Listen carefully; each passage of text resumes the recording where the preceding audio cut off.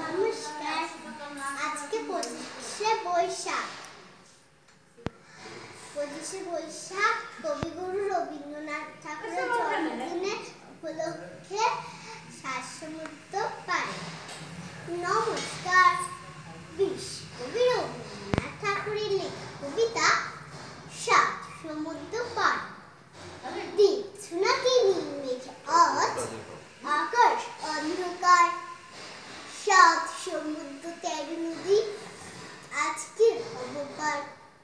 নাই গোবিন্দ নাই মুকুন্দ নাই হরিশ খুড়া, তাই ভাবি যে কাকে আমি করবো আমার গোড়া। কাগজ ছিঁড়ে এনেছি এই বাবার খাতা থেকে, নৌকো দিয়ে না বানিয়ে অগ্নি গ্রীষ্ম ছবি এঁকে।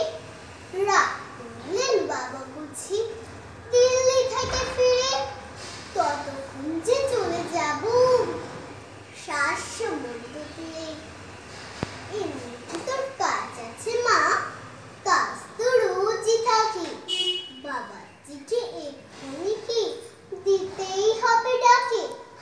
নাই বা চিঠি ডাকে দিলে আমার কথা রাখো, আজকে না হয় বাবার চিঠি মাসে মুকুল নেবো।